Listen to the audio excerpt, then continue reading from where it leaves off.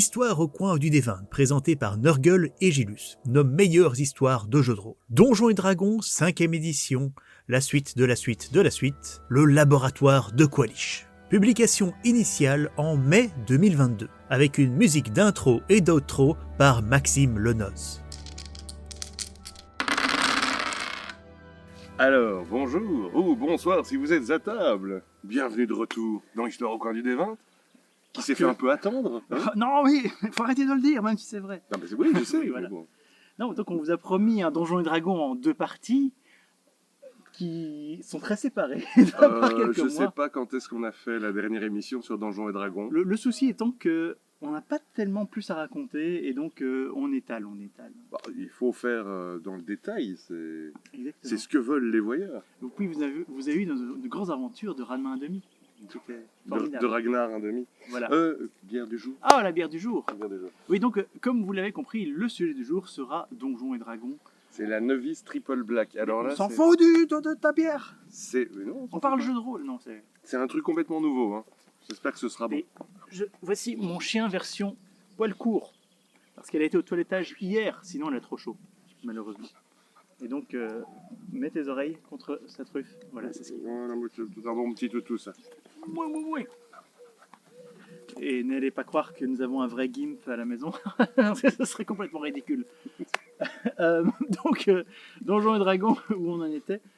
Je ne sais pas trop ce qu'on a d'autre à raconter, à part que allez voir Goblin Mocker, hein, comme d'habitude. Il y en a pas mal qui sont sortis, il y en a d'autres qui sortiront. Et allez voir, même ceux qui ne sont pas fans du truc 1er avril, allez le voir parce que je pense qu'on a quand même bien rigolé. Et nous avons repris Vampire. Donc prochainement, Tout à fait. Vampire, avec une BD Vampire, j'espère que je ne vais pas l'oublier, parce qu'on a reçu une BD dont on a parlé. Ah, oui. Ça fait seulement 6 mois. Mais comme on n'avait pas fait d'émission Vampire, ben voilà, c'est le jeu. Et bière, ce n'était pas la bière prévue. On devait avoir une chimée dorée. Malheureusement, je les ai oubliés chez moi. Et Mais... ici, on n'est pas chez moi. Oui, et donc au frigo, il y avait cette... En fait, je ne sais même pas voilà laquelle. Eh ben, comme j'ai dit, c'est la Novice Triple Black que j'avais achetée à l'époque. Elle est peut-être périmée depuis 30 000 ans. Non, ça va. Eh ben, c'est parti alors, santé. Santé. Elle est bien. Non, en fait, parce qu'elle est à la fois... tu as le goût de la bière sombre, comme ça, tout en ayant une certaine légèreté. Oui, c'est vrai que ça va être bon de boire ça ici, en plein air, en plein soleil. Moi, je voulais être à l'ombre, les amis. Morité... Je sais plus du tout où on était resté dans Donjons et Dragons. Nous avions fait... Donc, vous êtes en train de faire la campagne du laboratoire de Qualish. Ouais. Vous vous étiez retrouvé dans le monastère de... Je ne me rappelle plus le nom du monastère maintenant. Allez voir le dernier épisode pour en savoir plus. Le monastère avec des espèces de gens bizarres qui n'ont plus de peau sur la tête. Le monastère truc écartelé ou je ne sais plus. Voilà. Bref. Qui était tenu donc par un diable. En fait, qui était tenu par un faux diable d'os qui était en réalité un petit démon qui contrôlait un robot diable d'os à l'intérieur. Et puis vous avez retrouvé le cerveau du diable d'os original, vous l'avez remis. Nous avons remis dans au son pouvoir. Il y a vraiment que dans Donjons et Dragons qu'on a des histoires complètement dingues comme ça. À fond.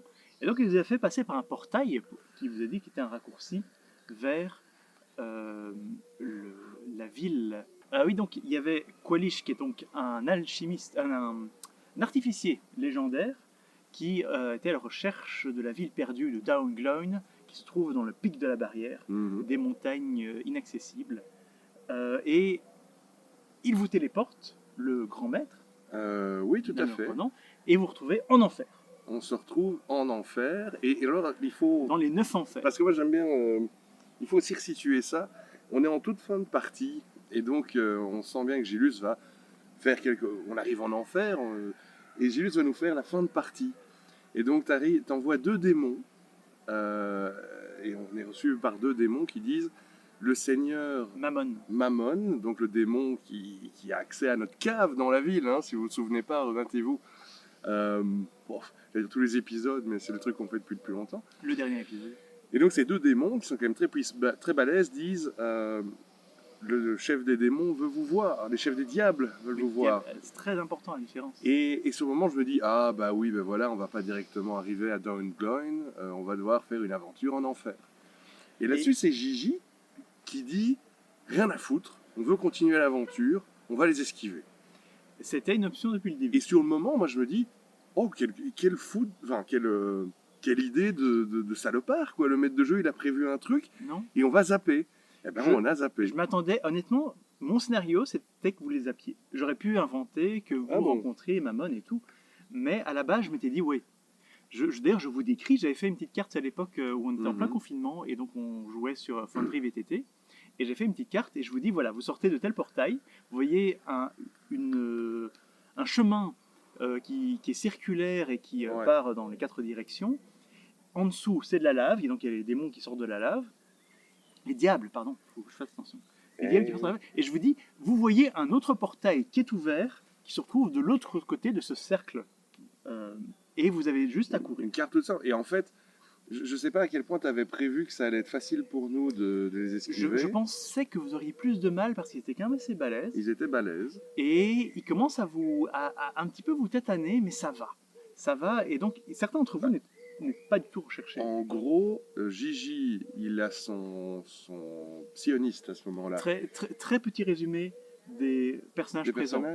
Donc on a le psioniste de Gigi. Gigi Tuko. joue un Tuko, le psioniste humain. Moi, je joue Ganshu, le forgelier moine. Moustache, c'est un elfe magicien du nom de Gilliam. Et donc il y a aussi Val qui joue une druide tabaxi. Et donc les tabaxis, ce sont des espèces d'hommes-chats, enfin plutôt ici dans ce cas-ci de femmes-chattes. Et les druides sont toujours aussi bourrins. Oui, je n'ai pas refait ma fin de débile de la dernière fois. Tout à fait. Et donc un groupe bigarré. Attends, il manque aussi Florian. Ah, mais oui. Nous oublions notre Hobbit Ranger. Qui a eu des power-up, d'ailleurs on va en parler pendant cette aventure. Oui, Hobbit Ranger, voilà. Le Hobbit, le Halfling, on dit c'est Halfling. On peut pas dire Alphelin. Et qui fait beaucoup de dégâts, qui est comme tout le groupe un glass cannon, il fait des dégâts de malade, quoi. Il ne rate jamais son tir, hein, lui. En même temps, la seule chose qui manque dans ce groupe, c'est un guerrier. C'est un tank. Guerrier. Un guerrier de la classe guerrier. Vous n'avez pas de tank. Mais en même temps, ce groupe de glass cannon fonctionne très bien jusqu'à présent. Ouais, on verra. On peut pas dire que tu sois gentil avec nous, tu nous mets les boss et tout et tout. Ça va. Mais bon, parlons de l'aventure. Oui, donc vous êtes en enfer. Il y a 2 démons qui veulent nous amener chez le patron. Et aussi... nous, on dit bitch. Il y a aussi avec vous d'ailleurs Ktenmir, le nain vampire qui est dans un cercueil. Il y a un nain vampire dans un cercueil qui marche tout seul. Si vous voulez en savoir plus, allez voir la précédente vidéo parce que là, on ne peut pas revenir sur tout. Et le bagage qui vous suit, je me souviens parce que j'ai dû les déplacer et j'ai été parti du principe que les démons ne s'en prenaient pas à eux parce qu'ils voulaient vous. Je suis en train de. Les diables, putain. Tu vas me dire, c'est à chaque fois la même chose quand on fait un jeu de rôle, il faut imaginer. Mais là, je suis en train d'imaginer tout notre groupe avec la femme chat, le robot ninja, le punk aztèque qui peut se téléporter, le magicien mage qui est le plus normal du groupe, avec un vampire nain dans un cercueil mécanisé et un coffre qui marche avec des petites pattes. Donjons et Dragons. Quand on arrive en ville, tout le monde change de trottoir. Non, c'est pas possible. Non, c'est normal. C'est normal dans le monde de donjons.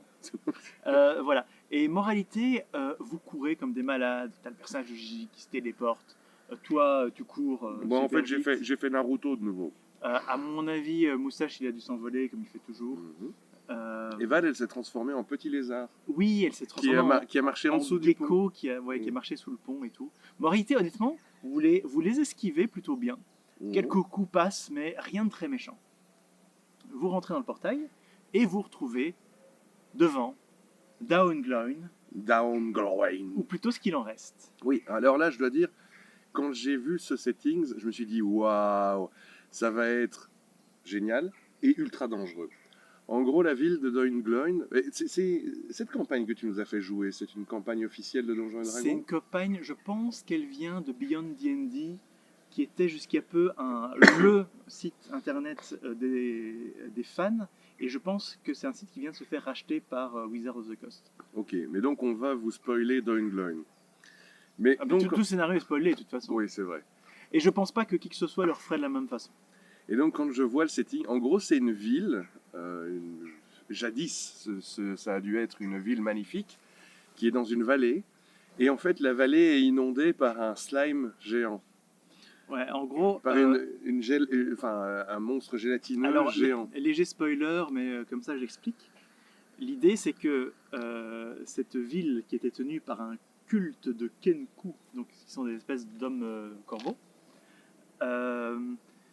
ils ont capturé Qualish, sauf que Qualish, c'est un méga badass. C'était vraiment l'artificier niveau 20 à qui on ne la fait pas. Dont le passe-temps, c'est de créer des portails. Ouais. Et donc, dans sa prison, il a créé un portail vers l'un des niveaux des limbes. Et je sais qu'il y a plein de niveaux dans les limbes, dans Donjons et Dragons, qui sont à chaque fois décrits. Et il y a un des niveaux qui n'est qu'un énorme cube gélatineux vivant, mais de la taille d'un univers, en fait. Et donc, Donjons et Dragons. Voilà, il a créé un portail vers ce truc qui a entièrement recouvert la ville. Et donc, c'est un espèce de cube gélatineux, donc, qui, je vous rappelle, est une créature vivante, gélatineuse, c'est comme absorbe. C'est comme le Blob. Oui, voilà, le film Le Blob. Mais plus personne ne connaît ça, on est des vieux. Ah. Et donc, c'est un univers Blob, qui est un seul organisme. Et donc, vous vous retrouvez face à cette ville qui est... En gros, il n'y a plus que le sommet des bâtiments qui ressort du Blob. Exactement. Et donc, je vois la carte et je me dis... Oh, il va falloir jumper dans tous les sens, ça va demander plein de jets de dextérité. Encore une fois, j'étais extrêmement content de jouer un moine. Alors, je vais pas en parler très longtemps, mais j'ai fait un petit truc à ce moment-là qui m'a bien plu, d'ailleurs qui m'était inspiré un petit peu par Dungeons & Daddies. Vous aviez rencontré au monastère un sphinx qui était mécanisé comme ça, ouais. Et il vous a retrouvé là.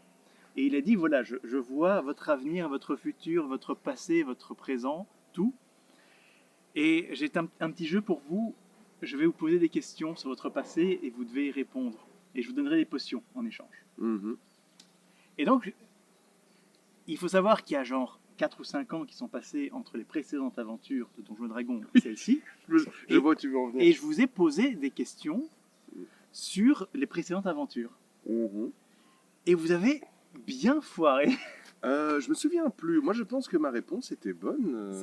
Vous en avez trouvé, je pense, 2 sur 5. Un truc comme ça. Et mon but dans cet épisode était de vous donner une potion de... Je ne sais plus comment ça s'appelle un des sorts de Claire, mais qui était en gros une potion qui vous permettait de retrouver forme humaine si vous étiez transformé en statue de pierre ou de verre. Ah oui, ah bah non, bah on l'a pas Et eu. vous ne l'avez pas eu en fait, parce que vous avez trouvé, je pense, deux des réponses. Et sur les 5 potions, il y en avait 2 comme ça, et vous ne l'avez pas eu. Ouais, mais en même temps, c'était pas très gentil. Ça faisait des années qu'on n'avait plus joué. Et... Ouais, mais je vous ai un petit peu... En fait, je crois que vous avez trouvé 2 trucs. C'était le nom du personnage de Petite Flo, qui était Choquette. Ouais. Et toi, tu as trouvé la créature qui était dans un donjon, qui était un Minotaure momie. Le Minotaure momie, oui. Voilà. Et bah, après... comment veux-tu oublier un Minotaure momie, ouais. quoi Après, il y avait d'autres trucs que je vous ai demandé qui n'étaient pas si compliqués. Par exemple, oui, je vous ai demandé comment s'appelait le gang des voleurs. C'était la main bleue. Ah, vous n'avez pas trouvé ça. Ah, bah, bref. Et donc, là-dessus, on s'avance dans Doingloin. Alors, on se rend compte effectivement que on va de toit de bâtiment en toit de bâtiment. J'ai entendu un bling bling. J'espère que le micro, parce que comme d'habitude, j'enregistre avec 3 trucs différents pour voir lequel sera meilleur. Je crois que j'ai juste reçu un message sur mon téléphone. Le système ZG. Et donc, on saute de toit en bâtiment, sur d'autres toits de bâtiment, avec cet océan mortel de slime. D'ailleurs, à noter que vous avez trouvé une très bonne utilisation du chapeau de vermine, qui est donc un chapeau magique que vous aviez piqué au voleur. Oui, on envoyait des rats ou je sais pas. Qui permet de sortir un rat, une chauve-souris, une grenouille 3 fois par jour de ce Mhm. chapeau. Et vous avez balancé un rat dans le slime. Dans le slime pour voir ce que ça faisait. Et vous avez balancé une chauve-souris pour voir si elle allait être chopée. Mhm. Et j'ai dit, oui, il y a des tentacules qui sortent, mais pas très oui, haut. parce que évidemment, ce slime peut créer des pseudopodes qui essayaient de nous attraper. Il est vivant. Et on se rend compte que les anciens habitants de la ville de Doingloin sont tous, à ce qu'on sait, ont été transformés en statues de verre. On dit, bah merde alors, qu'est-ce qui se passe? Et puis, en gros, je sais plus à quel moment il y a un portail et on s'est retrouvé dans un sous-marin avec Alors Gigi. c'est plus tard ça. C'est plus tard. C'est plus tard. En fait, Ah, ok. mais quoi que non, c'était peut-être déjà C'était maintenant. au début. C'était au début. Parce que il y avait des portails, le bon était sous Oui. la marée, donc vous avez dû choper ce que vous avez chopé plus tard. Mais il y avait des espèces de portails, parce que Qualish, son truc c'est de faire des portails. Et vous rentrez dedans, toi et Gigi, Ouais. et vous retrouvez dans une machine dans les enfers. Mhm. On est dans un espèce de sous-marin en enfer. Ou non, c'était le gros crabe là. Ouais. Euh, C'est le submersible de Qualish. ah oui, c'était pas encore le submersible de quoi. Mais si, c'était ça, mais il n'était pas sous quelque chose. D'accord. Voilà. C'est un gros crabe. Et en gros, C'est un gros tonneau avec des pattes de crabe. c'est du Donjon et Dragon. Donc en gros, on a été téléporté dans cette machine et Julius me dit oui, il y a 7 leviers devant toi. Qu'est-ce que tu essayes de faire? Bah, je commence par celui de gauche et puis je sais plus, il y a genre un bras qui sort de la machine, puis bah, celui du milieu. Et Évidemment, vous attirez l'attention. pendant ce temps-là, on attire l'attention des diables qui étaient autour et qui commencent à attaquer la machine. Gigi balance des espèces de jets de lance-flammes. Et puis il faut se dépêcher. Et puis je me rends compte de comment on le fait avancer et tout. Et j'avais pris des notes ce soir-là. Et ouais, tel le levier fait ça. Et puis je m'étais trompé, donc j'avais barré, j'avais remis et tout, machin. Finalement, on finit par... je sais plus. Il y avait une pierre sur laquelle il fallait appuyer au bout d'un certain temps. Vous devez juste survivre un certain temps. Donc finalement... Et parce que pour ça, il y a un diable qui se met juste à l'entrée, enfin Ouais. dans l'espèce de petit trou, et il commence à cracher des flammes à l'intérieur. Ah, Vous là, prenez ah des oui, dégâts, on des s'est dégâts. pris des dégâts. Alors à un moment, j'ai ouvert la porte arrière du truc aussi. Je me suis dit, oh, celui-là, faut bien le noter. Et finalement, bah, on peut se retéléporter dans l'autre sens, où on arrive... et alors Gilus nous décrit aux autres joueurs, oui, il y a Gonshu et Toko qui arrivent, mais couverts de brûlures, leurs vêtements sont en lambeaux. Et t'es, ouais, on a passé 30 secondes en enfer, c'était cool. Voilà. Et ton chien va renverser la bière. Ah, mais non. Et, C'est pas grave, elle va boire. Et Et donc vous retrouvez bel et pour bien. les humains, la bière. À nouveau, j'avais fait ce décor de combat sur Foundry. Vous vous retrouvez sur des bâtiments qui sont étalés, où il y a bel et bien des statues de verre, mais il y en a quelques-unes qui ont été mécanisées. Voilà. Ce qui était, je trouve le concept assez étrange en fait. Oui, c'est... Voilà, et qui commencent à se battre avec vous, ce qui n'est pas un gros problème, jusqu'à ce qu'apparaisse le Kraken mécanique, le Kraken mécanique. qui n'a pas fait long feu. Bah écoute, ouais, enfin je sais pas, sur le moment on s'est dit, waouh. Et alors mon perso, il s'en était pris plein la gueule, je sais plus pourquoi. À cause des enfers. Ah oui, j'avais presque plus de points de vie, mais mon personnage il a très peu de points de vie de base. Et donc j'étais en mode, ah non, il nous amène un boss. Et donc on doit commencer à friter les tentacules de la pieuvre mécanique, tout en restant assez loin des bords du slime pour pas se faire happer. De plus, il y avait des espèces de tentacules volants. Enfin, le bordel Voilà, était donc, le plus complet. Ouais, les tentacules étaient bel et bien contrôlés à distance par la même technologie qu'avait le grand maître qui permettait de porter ses mains. Ce qui a tout changé, c'est que il était marqué dans le scénario, et j'ai joué jusqu'au bout, que tous les dégâts faits aux tentacules se reportent sur le corps principal du Kraken. Oui. Et il y a un moment, ils sont un petit peu tous au même endroit, et il y a Val qui dit, bon, ben, je vais utiliser mon sort de foudre. Mhm. Et donc elle a un sort de druide qui est une zone de dégâts de foudre. Mhm. Et elle fait des dégâts À tous les sur toutes les tentacules en même temps. Ah oui. Et tu Donc, vois, le corps principal se prend tous les dégâts répercutés en plus de ses propres dégâts de foudre. et il est mort. Et tu vois, c'est là, alors ça me permet juste d'aborder un petit quelque chose qui est que moi, je pense que je ferais un mauvais maître de jeu de Donjons et Dragons parce que je pense qu'à ce moment-là, derrière mon cache, je me serais dit non, je veux pas appliquer les règles comme ça. Même si c'est la bonne manière d'appliquer les règles, j'aurais dit non, mon boss, il doit... de toute façon, quand mes boss, ils meurent en un coup, j'aime pas. Mais je sais pas, j'aurais trouvé une entourloupe pour dire que non, ça se passe pas comme ça. Parce que là, ton énorme boss, il s'est pris deux gros sorts de zone, un du mage, un de la druidesse, et Ouais. c'était fini. Ouais. Et donc, non, vraiment, en fait, il n'a pas fait long feu, le Kraken mécanique. Mm. Et vous retrouvez à l'intérieur le corps de la grande prêtresse des Kenku, Mhm. que vous interrogez vaguement, donc qui est en fait qui est vraiment un côté de Dreadnought. Je sais pas si j'ai bien rendu ce truc-là. Oui, oui, C'était que- vraiment presque un mort-vivant en fait. C'est une Il espèce. était en train de boire tout. Mais oui, je suis désolé. Tiens. Qui avait presque un côté de Dreadnought, donc qui était gardé Non, c'est la mort-vivant à l'intérieur de cette créature mécanique. Attends, je vais Euh, te mettre une recharge. Merci. Top. Et vous l'interrogez un petit peu et elle vous explique que donc c'est cette histoire comme quoi la ville vénérait une méduse, mais version donc pas une méduse blablabla dans Une l'eau, gorgone. une gorgone, voilà, donc c'est la méduse mythologique qui C'est- transforme en pierre, sauf qu'elle elle transformait les gens en verre. Et donc elle donnait des gens sacrifiés à la méduse pour être transformés en verre et décorait la ville avec. Mais c'est à quel moment que Moustache s'est retrouvé transformé en Eh ben verre? justement, elle vous explique que il faut aller voir la méduse parce que il y a Oui, vous pourrez après accéder à un submersible de Qualish qui vous permettra d'aller sous la vase, qui vous permettra de prendre le bon portail.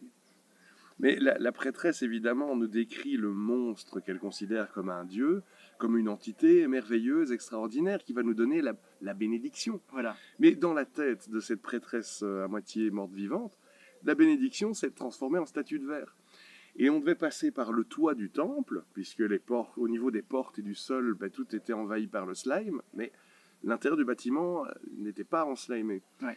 Et là, Moustache a la très mauvaise idée de dire, ben, avec ma lévitation, je descends et j'y vais en premier. Voilà, il a pris les devants parce qu'il fait son malin parce qu'il savait voler.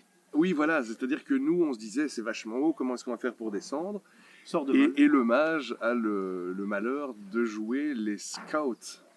Et donc descend en premier et se retrouve face à la gorgone qui le regarde directement dans les yeux. Et Et donc, puis, fais-moi un jet de sauvegarde de constitution. voilà, un petit jet de sauvegarde. Et bon, bah, Et- ça a pas bien un bon jet de sauvegarde de constitution. Un magicien, là. ça n'a pas ben, beaucoup de constitution. Ouais. Voilà. Donc, moralité, il commence à se transformer en verre dans la version Et 5. t'as tué son banane.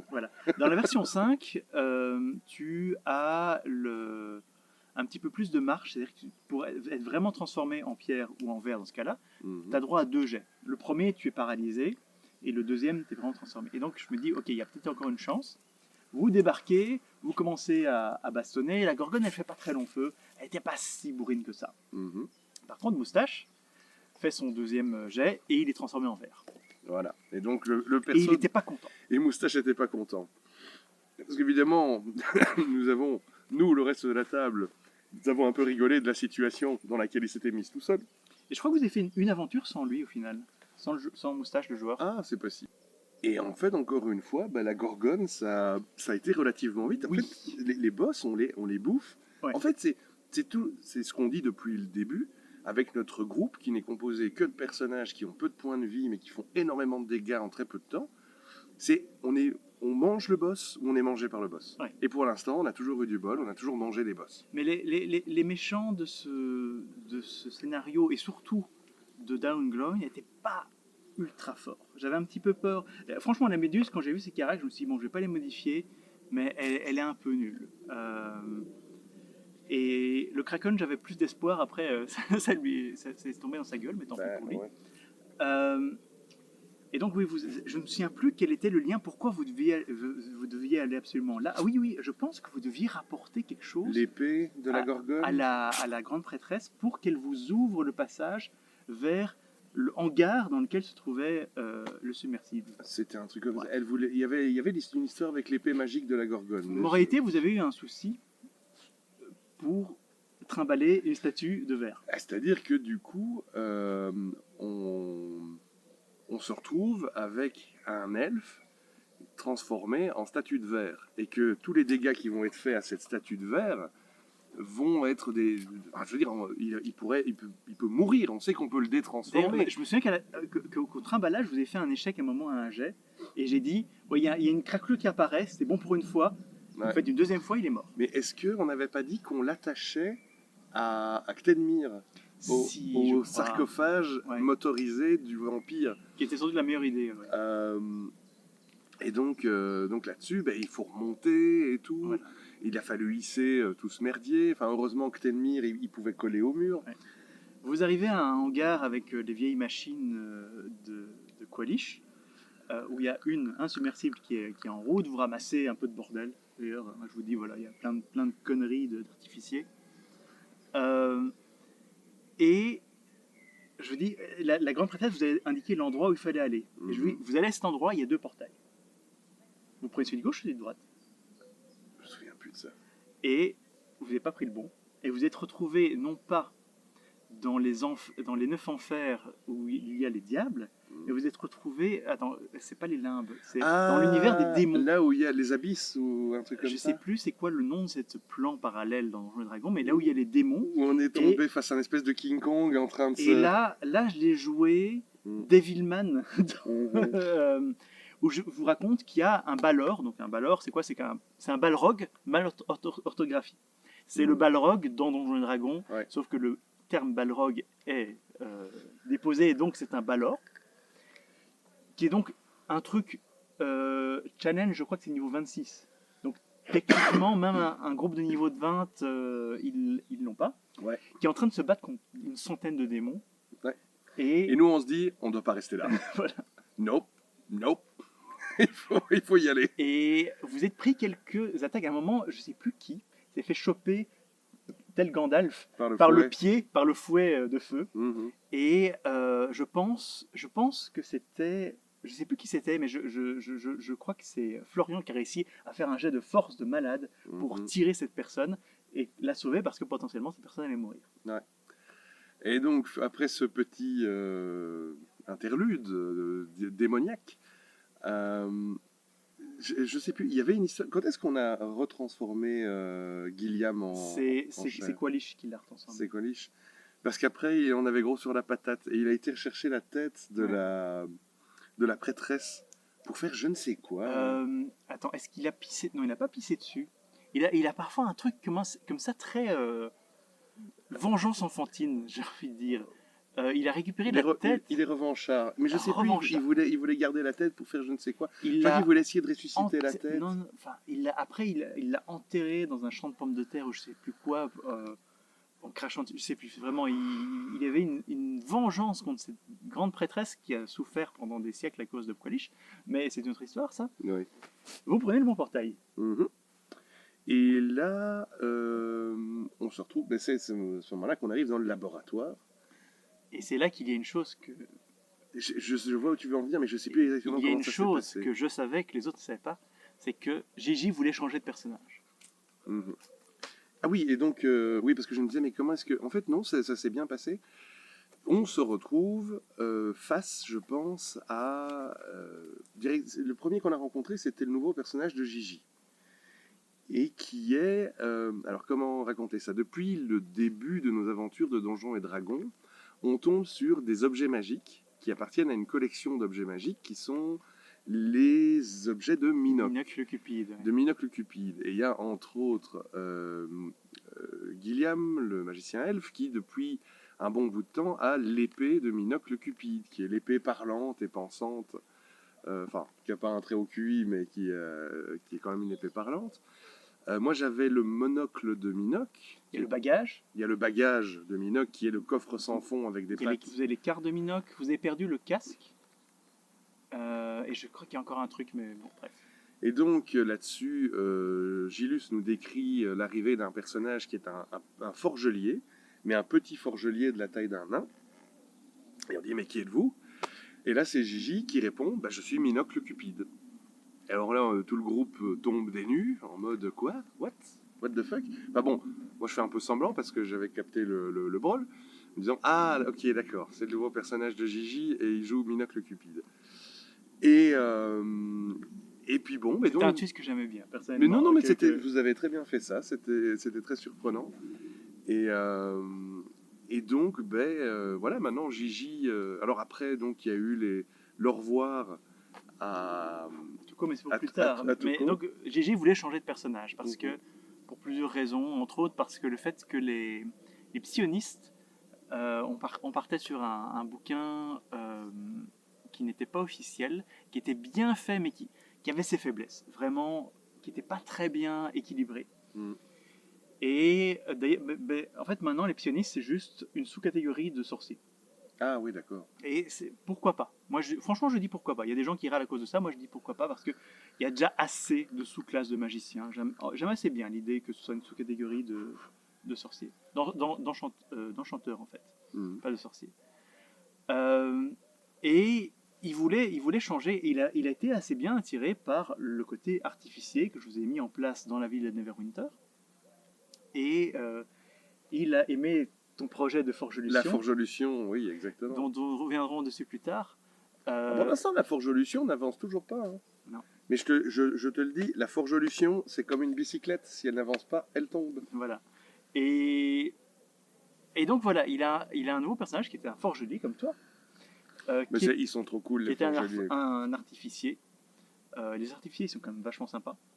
À la base, ils étaient juste disponibles dans Eberron.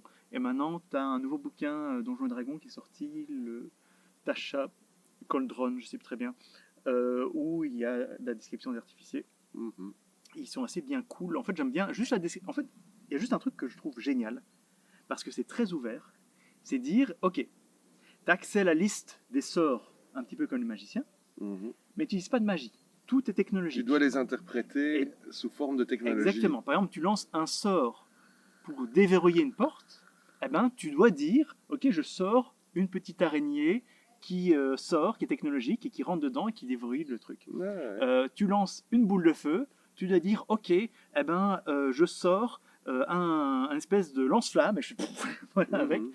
Tu lances les sorts de la même façon, mais tu les décris de manière différente, et j'adore ce concept. C'est bien foutu. Et donc, on tombe aussi sur celui que nous recherchions depuis si longtemps, le seigneur Qualish.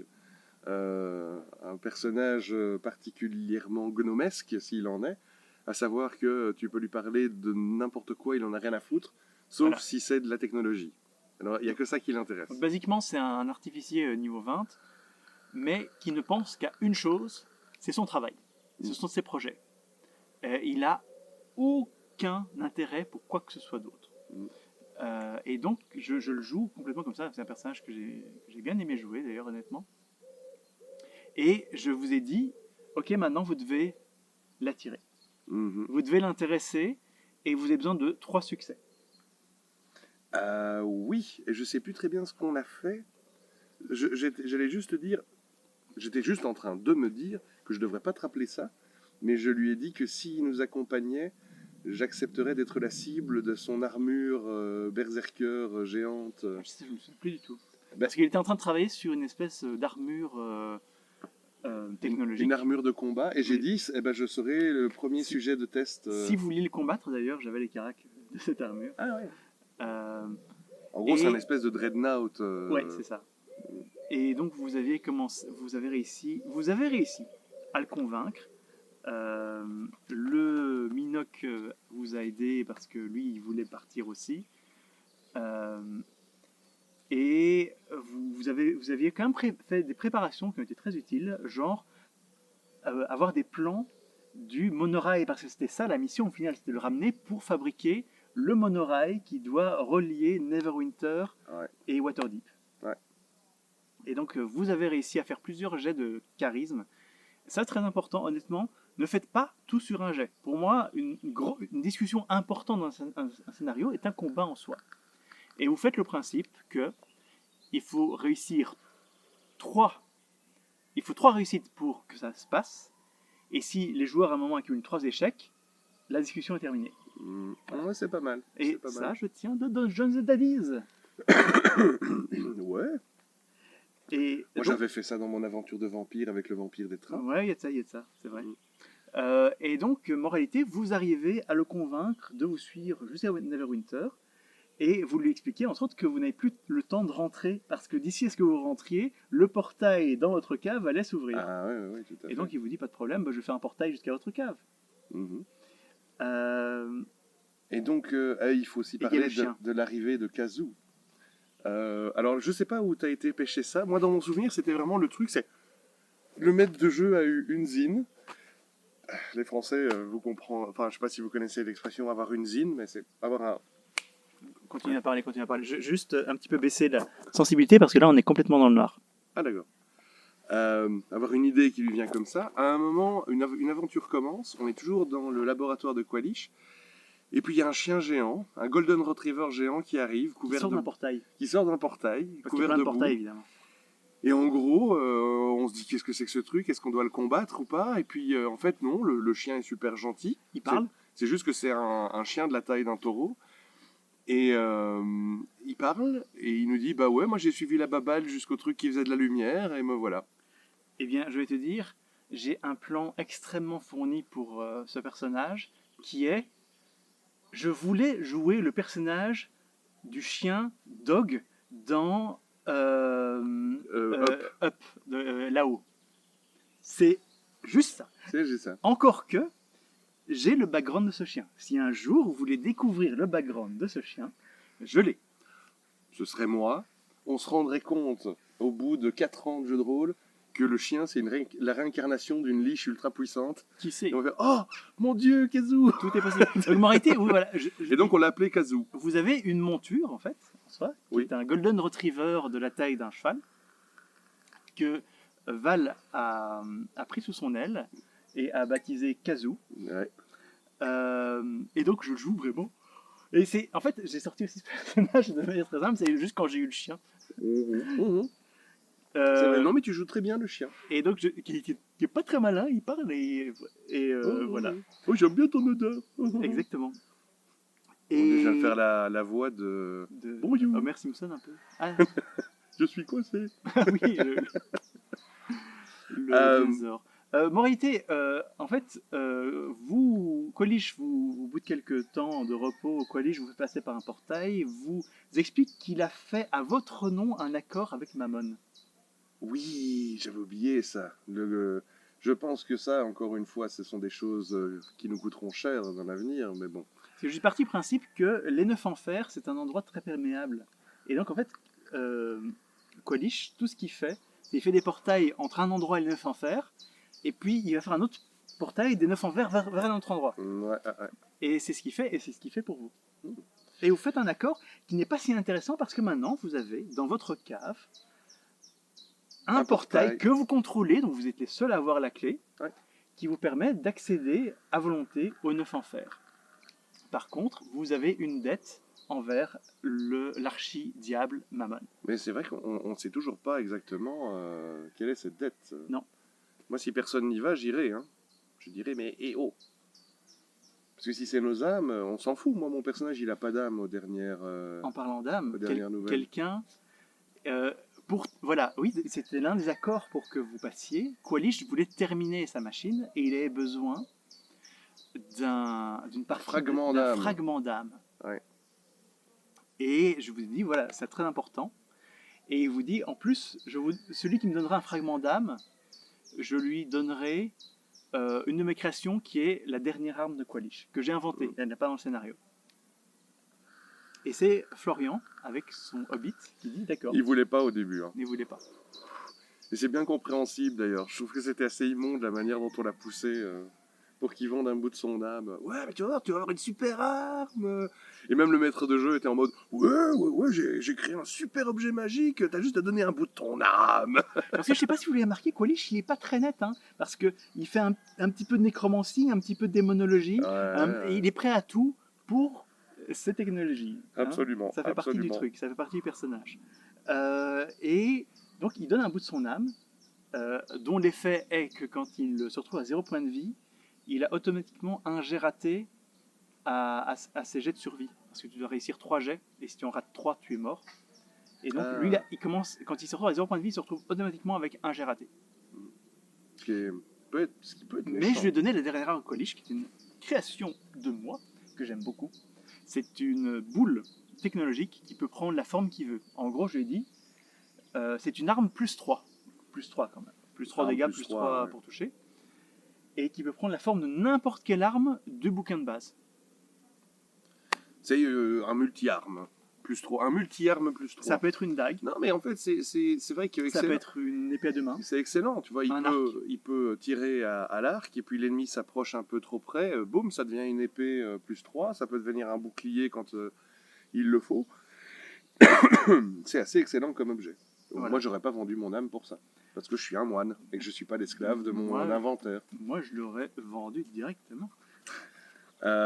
Et donc Retour à Neverwinter. retour à Neverwinter. Et puis je sais plus exactement ce qui s'est passé à ce moment-là. Ben, vous avez réussi votre mission, ramener Qualish à Neverwinter. Ouais. Et donc, je vous ai fait un petit truc où vous êtes arrivé en pleine nuit et tout le monde était complètement abasourdi par le retour de Qualish, qui est un personnage légendaire de cet univers. On a réveillé la guilde des ingénieurs là, Les artificiers. les artificiers en pleine nuit, et ils voulaient pas nous croire. On était en mode voilà, ça c'est Qualish. C'est un petit peu comme si tu ramenais Léonard. Non, pas touche. Ah. Bouffe le micro. C'est comme si tu ramenais Léonard de Vinci à l'époque Exactement. dans ton école d'art locale, quoi. C'est vraiment l'idée, ouais. Qu'est-ce Et ce soir-là, le même soir, vous avez été faire un petit tour dans la maison des forgeliers. Oui, mais de nouveau, les forgeliers n'étaient pas très réceptifs. Eh ben non, vraiment les forgeliers, je les ai joués dans ma tête. Voilà ce que je me disais. Je les joue comme des esclaves afro-américains Mhm. après plusieurs générations où ils ne connaissent que ça. C'était mon idée. Ce sont des gens Eh bien, qui n'ont aucune culture, aucune connaissance en dehors de leur travail et du fait qu'ils appartiennent. je t'ai Dans ce cas-là, la dit, vie. moi, je vais leur apprendre les arts martiaux. Je vais faire le maître Miyagi et je vais leur faire des peintures sur la gueule Et pour qu'ils se sentent des individus et pour qu'ils apprennent à se battre. Et ça va devenir mon armée et ça va faire la forgeolution. eh ben, je voulais juste te montrer qu'il y avait du boulot. Eh ben oui, je sais, je m'en rends bien compte. Ça dit la forgeolution n'est pas forcément pour tout de suite, parce que Et la suite disait ceci. Donc après un léger repos, vous avez terminé votre bordel, bordel dans le sens premier du terme, votre maison close, nous avons ouvert un établissement. où vous avez présenté, j'avais deux personnages complètement fous que je voulais vous présenter. Il y avait Kazoo, le chien géant, Mhm. et il y avait le grand Jacques. Le grand Jacques, J'avais c'est oublié le grand Jacques. Jacques Brel dans cet univers. Gilus nous a mis Jacques Brel dans Donjons et Dragons. Et donc votre Et il taverne... travaille. Et il travaille, il chante. Mm. Parce que j'adore chanter Jacques Brel. Donc je voulais mettre ça. Et votre tavernier est dans votre... L'autre jour sur... Non, je suis en train de faire Brassens, moi. Tu fais Brassens là. Non, je vous ai chanté une chanson Jacques Brel que j'aime beaucoup, qui n'est pas très connue, qui est Knock le Zout Tango. Qui est vraiment la chanson des putes, parce que c'était le sujet. Mhm. Voilà. Sauf que là, c'est Gnome le Zout. C'est pas pareil. Et petit détail, donc vous aviez toujours des soucis avec la guilde des H. Oui. Et nous allons terminer oui. ce cercle maintenant. Cette vidéo sera peut-être un peu longue, mais je ne pense pas que ça vous dérangera. J'allais dire- Parce que moi, je vais avoir besoin d'une bière d'appoint. Moi, je vais arrêter de boire, Ah. parce que après je conduis. Bon, ben, je vais passer pour l'alcoolo. T'es déjà prêt? Bah, Ça voilà. marche. Eh bien, je sais que je parle beaucoup, mais j'ai l'impression que je me souviens plus du scénario.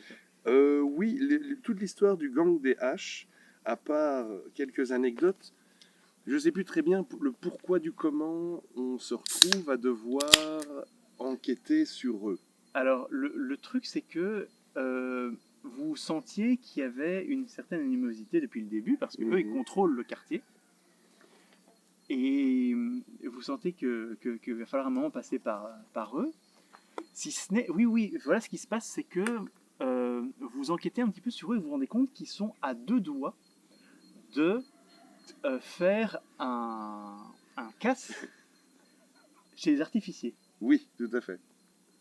T'es complètement déconcentré par mon chien et ma femme. Bah, oui, Je mais vais bon. être jaloux. Hein.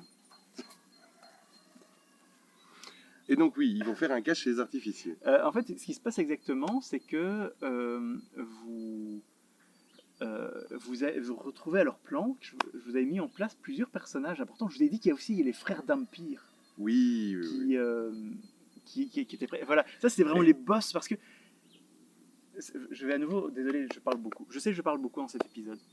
C'est normal. Quelque chose dans... Il y a plusieurs choses qu'on veut pour mettre en place un univers Donjons et Dragons cohérent. Et il y a par exemple des univers, je prends par exemple le cas de Critical Role, l'univers de Matt Mercer, Mhm. où c'est du grand héroïque, c'est vraiment du high fantasy où il y a plein de héros et les joueurs qui sont niveau 5 qui vont rencontrer le chef de la ville qui est niveau 18 et il y a plein de trucs et tout. C'est une solution. Moi, mon principe, c'est il y a des héros, mais ils sont très rares. Et donc, vous êtes dans une ville, presque tout le monde va être une personne normale, et quelques personnes vont sortir du lot. Et donc, je ne voulais pas que ce gang des H soient tous des méga voleurs au niveau 15 qui vont faire vraiment un défi face à vous. Non, en fait, ce sont des voleurs, ce sont des humains normaux. Sauf qu'ils ont engagé les frères d'Empire. Et c'est là, ce sont les héros, ils sont là, mais ils sont rares. Voilà.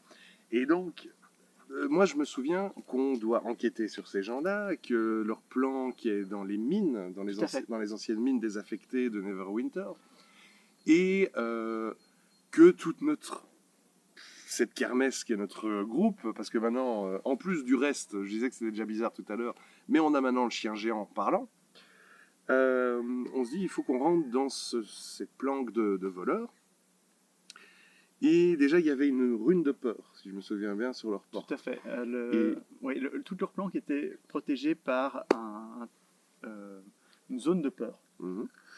Et que donc... Vous avez chopé un gars, en fait, un pauvre petit gars qui avait 17 ans, qui s'appelait Billy ou quelque chose comme ça. Oui. Et vous l'avez charmé avec un sort de charme. Mhm. Et vous l'avez forcé à vous montrer où était l'entrée. Voilà. Et puis, ben, sur le coup, il y en a certains qui loupent leur jet de peur. Donc, on se dit que le groupe va être séparé. Et puis, on se dit, bon, ben, il faut qu'on envoie au moins une personne là-dedans pour savoir ce qui s'y passe.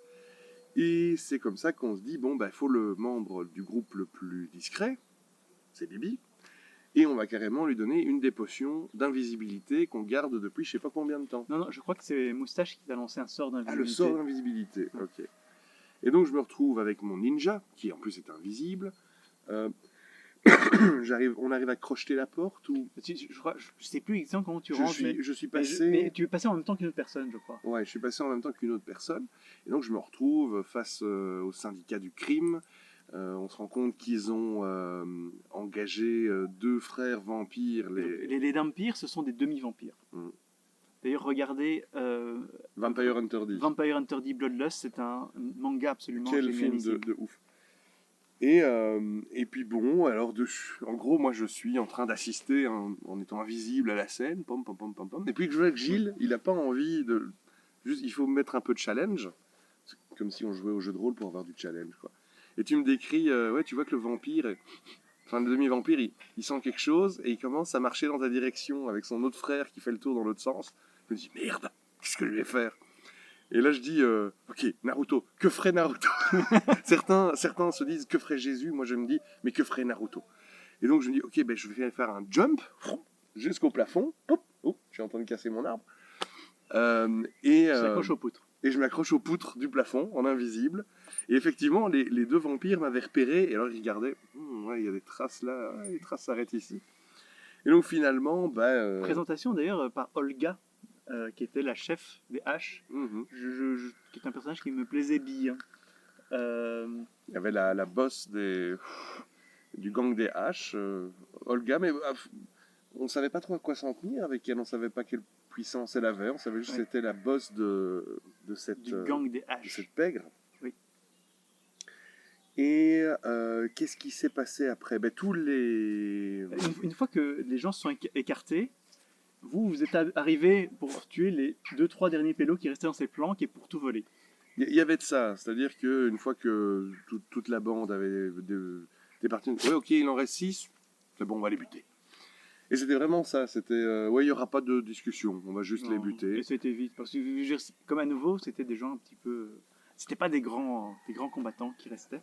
C'était pas des héros, comme tu dis. Et quand vous êtes sortis de là, vous avez été amené par les mousquetaires, vu que la garde de la ville, ce sont des mousquetaires, au seigneur de la ville.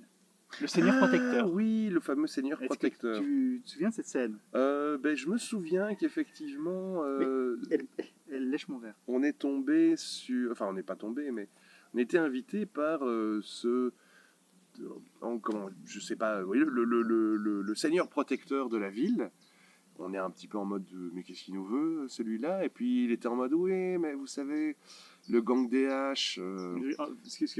Juste pour me remettre de contexte, il vous amène dans une auberge de bonne faction, mais une auberge quand même, et le seigneur protecteur, il est en train de faire la fête avec tout le monde, payer des tournées. Ah, je ne me souvenais pas de Il ça. vous a pas amené dans un palais ou quoi que ce soit. Dans ma tête, c'était un petit peu C'était comme dans Discworld. Non, mais non en fait. Alors c'est que j'ai Non, mal mais c'est décrit. moi qui est Parce pas. que pas c'est percuté. vraiment un gars exubérant qui est au milieu de son peuple. Mm.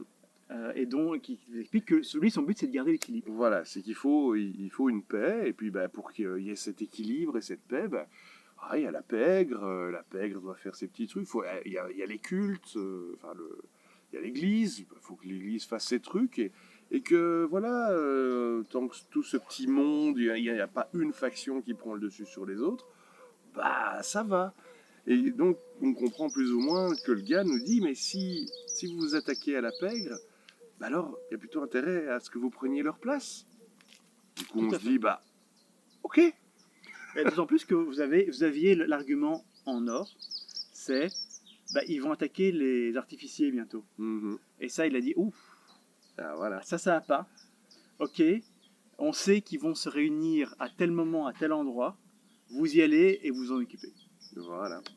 Et là, Et donc là, c'est parti. En gros, Baston. notre groupe d'aventuriers doit détruire la pègre locale pour prendre sa place. et belle baston, je crois. Oui, c'était très intéressant. Alors, il faut savoir que juste avant, j'avais reçu un crowdfunding que j'avais payé il y a très longtemps, qui sont en fait des décors pour Donjons et Dragons en carton à monter. Et donc, je vous crée sur la table des bâtiments.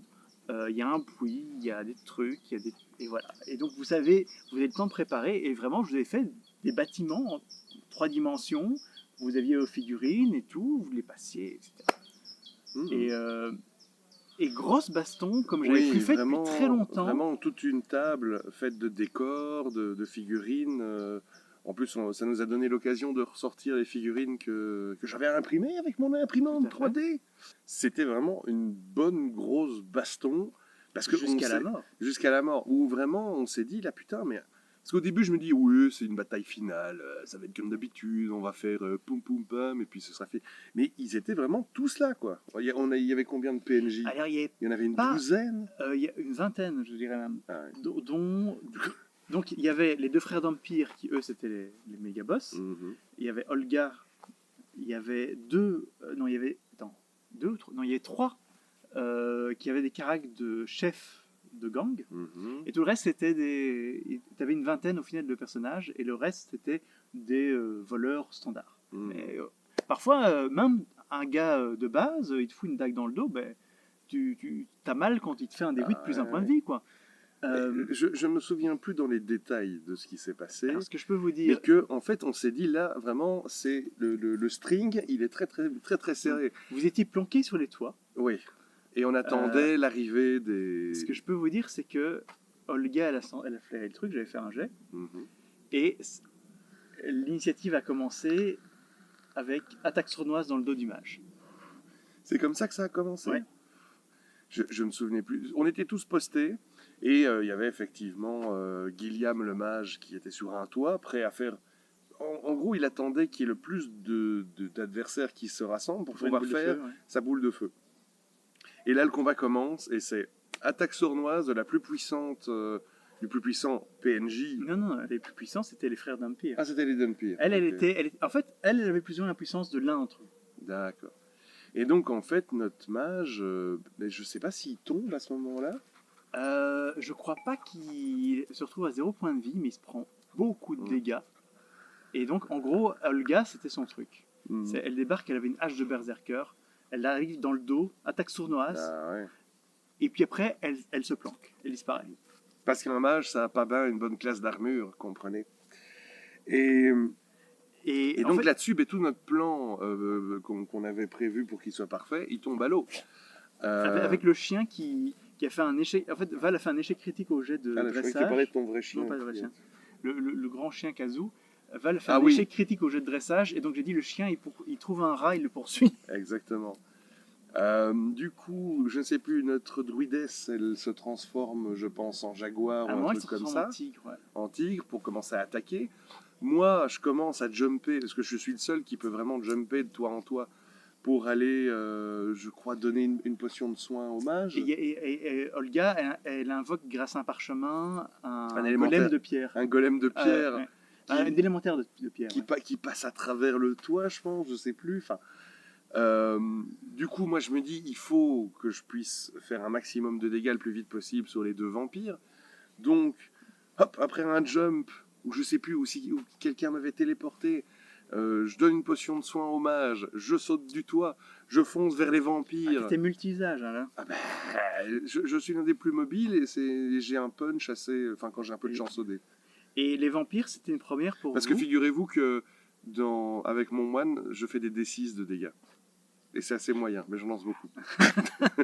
Non, mais la blague est vraie. Je fais c'est des D6 ou des D8, je sais plus. C'est peut-être des D8, mais tu fais beaucoup Je d'attaques. fais beaucoup d'attaques. C'était une première pour vous que je vais honnêtement refaire plus souvent, même si c'est pas dans les règles, parce que je trouve que c'est une bonne façon de vous mettre des boss. Ce sont les attaques légendaires. Donc pour ceux qui ne joueraient pas à Donjons et Dragons, qu'est-ce que sont les attaques légendaires? C'est quand les joueurs se retrouvent face à un boss, ce sont des actions légendaires en fait. Des actions que le boss va faire en dehors de son tour. Et les vampires, ils avaient un truc qui leur permettait d'unir leurs attaques légendaires pour faire un énorme barrage. Parce que, en fait, eux, c'était des sorciers, des warlocks. Est-ce que le terme en français est correct, sorcier? Je crois que c'est sorcier. Ils sont donc des espèces de mages qui n'ont pas beaucoup de sorts, mais qui ont vraiment du pur dégât, quoi. Et donc ils ont l'attaque qui est vraiment, c'est un coup de baguette, c'est Dragon Ball, quoi. C'est Dragon Ball. Et donc eux, ils ont ce truc-là où ils balancent une vingtaine de tirs magiques vers quelqu'un. Et donc oui, je sais plus quel personnage de. Et ça fait 40 points de vie d'un coup, quoi. Je sais plus quel personnage de Dragon Ball fait ça. Il constelle l'air autour de lui de petites boules d'énergie, et puis t'as juste le temps de te rendre compte du truc, et puis toutes ces boules d'énergie te foncent dessus et t'explosent à la gueule, quoi. Ouais. Et donc oui, ça a duré longtemps, et ça faisait longtemps que ça n'était plus arrivé. Une bagarre qui dure sur plusieurs soirées, et où entre chaque soirée, on est en train de se gratter la tête en disant qu'est-ce qu'on va faire? Est-ce que moi je fais ça? Oui, alors, et je me souviens, on se disait bon bah alors Ganshu, il peut jumper sur l'autre toit, ok, donc il a juste un tour pour aller soigner le mage. Et toi, tu avais un truc spécial qui t'a sauvé, parce que t'as pas beaucoup de points de vie. J'ai pas beaucoup de points de vie. Et par contre, le personnage de Gigi, il a plein de points de vie. Il a une CA de malade, Oui. et il a un sort d'artificier qui fait que la moitié de ses dégâts lui revient. Il peut je crois que c'est un seau ou un truc comme ça, ou un objet quand il me le donne. Lui se prend la moitié des dégâts que je suis censé me prendre. Ce qui a tout changé. Tout. Complètement. Je serais mort dans ce combat si ça n'avait pas été le cas. Et donc finalement, donc le mage a été soigné, a réussi à faire sa grosse boule de feu de zone. À nouveau, putain, le pouvoir des évocateurs qui fait que tu peux protéger tes alliés de la zone de sort, c'est waouh. De nouveau, ça change tout. Hein. Et alors, je ne sais plus, il me semble que Olga, à un moment, elle s'est enfouie. Elle s'est pris beaucoup de dégâts. Ah non, attends, parce que les gens vont encore dire, oui, il dit qu'il s'est enfoui. Elle a pris la fuite. Elle a pris la fuite et elle a bu une potion. Mais Olga, au final, voilà, elle apparaissait, elle se prenait plein de dégâts. Elle n'avait pas tellement de points de vie. Elle disparaissait. Et au final, il y a un moment où elle finit par se faire abattre, je crois, par Florian, qui, en fait, pendant un certain temps, ne jouait pas avec nous. Et au milieu du combat, après la deuxième séance, il a débarqué et je dis voilà, t'es en haut de la tour. Et il l'abat d'une flèche. Et oui, parce que on a oublié ça. Il y a un personnage qui essayait de se cacher en permanence pendant ce combat. Quelqu'un qui essayait de fuir le combat.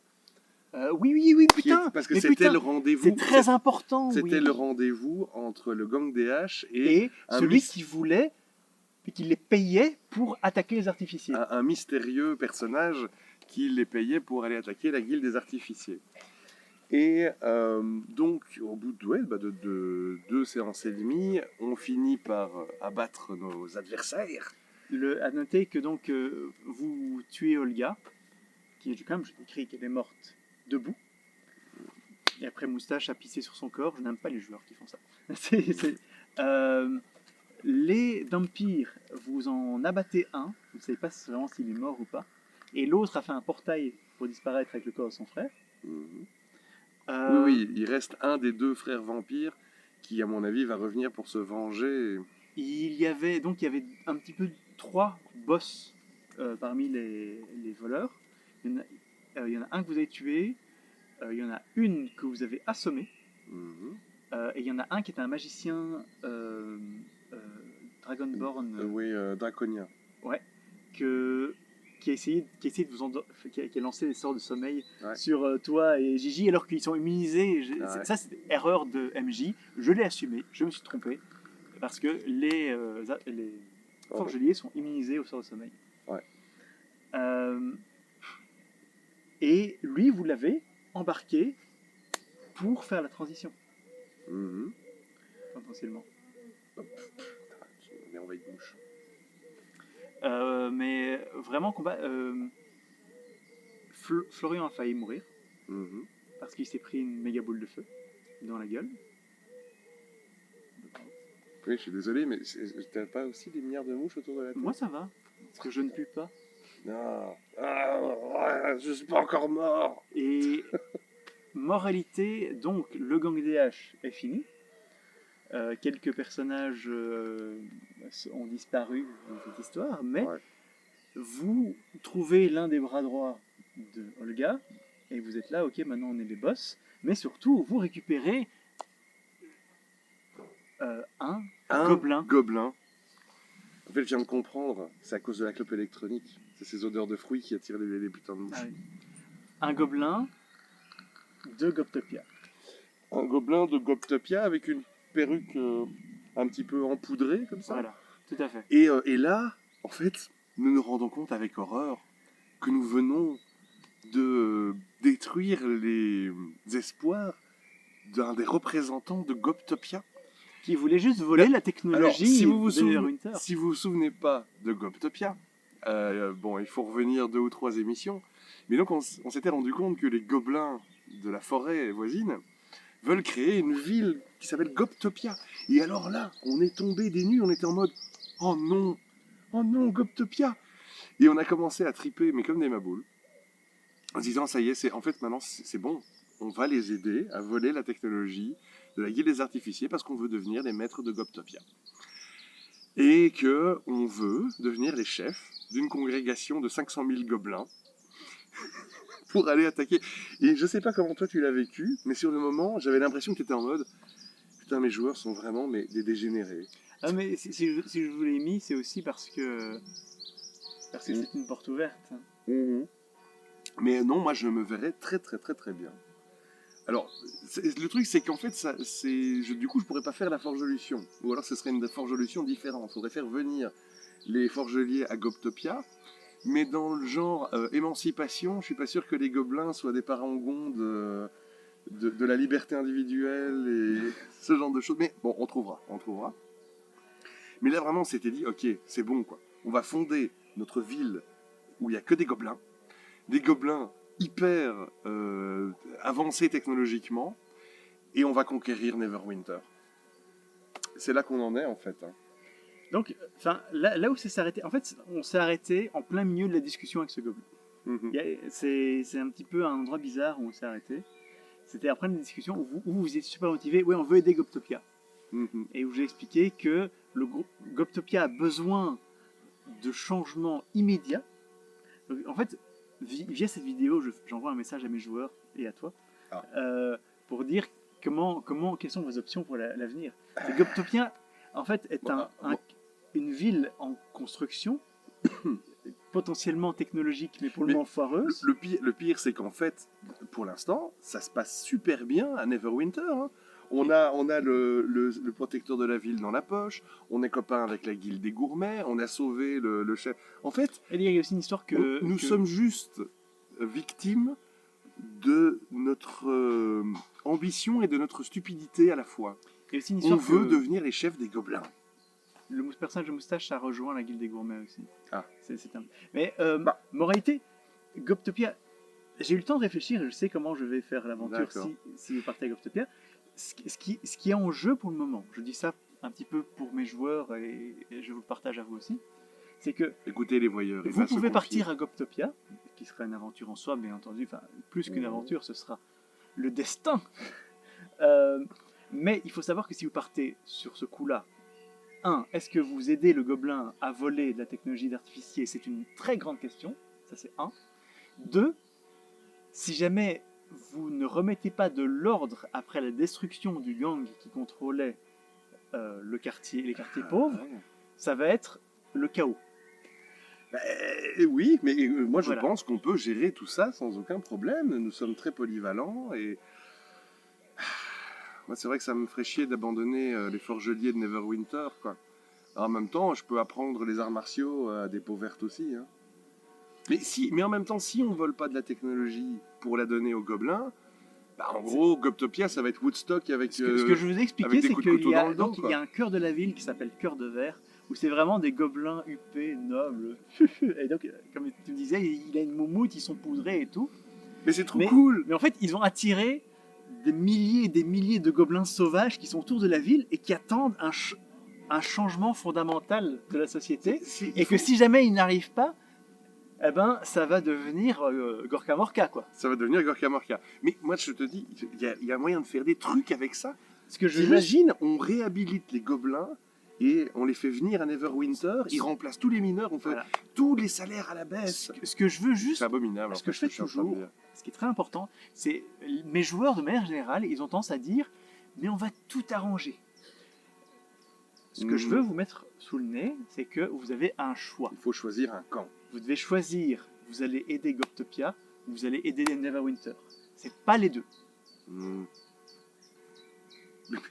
Oui, mais du coup, en fait, si on n'aide pas Goptopia va quand même évoluer dans son coin. Et on va devoir Mais- aller mais les tuer. Peut-être pas de la façon dont vous voulez. Oh. Il va y avoir un orc plus gros que les autres qui va arriver et qui va faire Brrr, va aller péter les peaux roses. Ah, je ne vais pas te spoiler, mais il y a un maître à Goptopia que vous ne connaissez pas. Oh, je m'attends au pire. Mais donc voilà, et c'est là qu'on en est. Et suite à tous ces questionnements, Gilus est venu épuisé avec des grosses cernes jusqu'au milieu des joues, en mode François, il faut absolument que tu reprennes Vampire. Et c'est ainsi que nous avons repris Vampire dernièrement. Voilà. Donc il y a du Vampire qui arrive, mais évidemment ça avance à une vitesse escargotesque comme Ouais. d'habitude. Et voilà. Et donc, longue vidéo. Hein, vous êtes contents? Longue vie aux longues vidéos. Et C'est excellent comme phrase. à nouveau, je suis désolé d'avoir beaucoup parlé parce que c'est souvent dans les commentaires. Gilus ta gueule. Non, mais c'est pas grave, parce que moi, je t'avoue qu'il y a des fois, quand t'es le nez dans l'aventure, il y a des choses dont tu ne te souviens pas. C'est plus facile pour le maître de jeu parce que il Tu a as la vue d'ensemble. une mentalité de les événements sont liés de telle façon et donc ça aide à mémoriser. C'est vrai, c'est vrai. Et donc voilà où nous en sommes, mes chers amis. Et je suis sûr que cette grosse émission a ravivé votre appétit pour du Donjons et Dragons. Eh ben, vous en aurez plus pendant quelques Voilà. mois, Je parce compte, qu'on est au bout. je Donc, compte reprendre parce que franchement ça me plairait de faire la suite. Ah, mais écoute, de Donjons et Dragons. Ce qui arrivera avant la prochaine émission, Insectopia.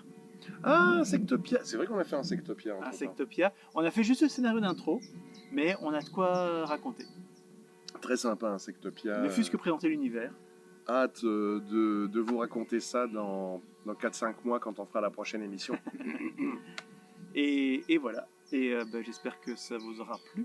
Mais oui, et puis on va essayer de vous revenir un petit peu plus tôt que d'habitude. Hein. Et désolé pour les cloches. Hein. Ah oui, c'est vrai. Tadam, tadam, tam, tadadada, tadadada, tadam, tadam, tam. T'as même pas un t-shirt de métal. Je sais, c'est pas bien. C'est affreux. Et sur ça, on vous dit à la prochaine. Et je n'ai toujours pas de phrase de fin.